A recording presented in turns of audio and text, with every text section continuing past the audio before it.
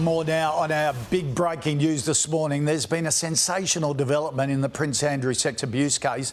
The Duke of York and his accuser, Virginia Giuffre, have reached an out-of-court settlement in the civil sex claim filed against him in the US. That's despite the Prince claiming in that famous 2019 interview on the BBC that they'd never met. Do you remember her? No. I have no recollection of ever meeting her. Giuffre says she was trafficked by Jeffrey Epstein to have sex with the royal when she was 17, a minor under American law.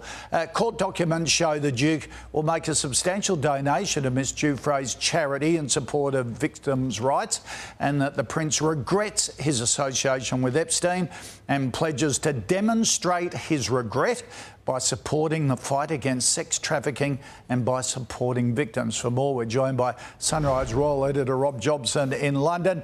Rob, most viewers would be saying, well, the Prince has admitted he's guilty, because why settle if you're not guilty?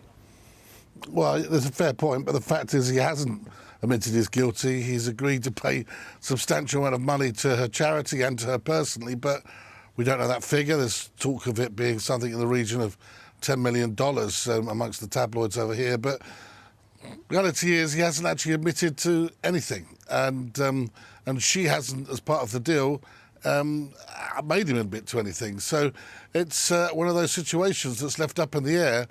The FBI wanted to speak to him as a person of interest, haven't been able to do so, and the case just fizzles away after a substantial amount of money. But it's very unsatisfactory.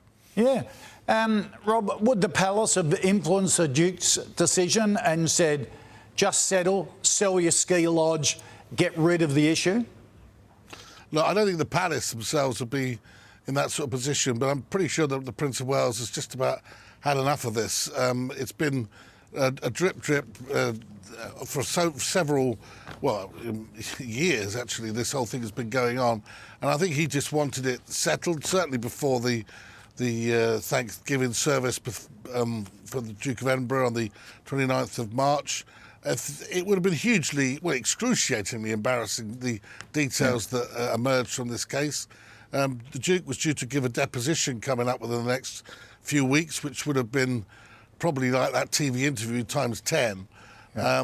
And I just don't think that particularly the Prince of Wales is going to put up with it. Yeah, OK. All right, Rob, keep us updated. Thank you.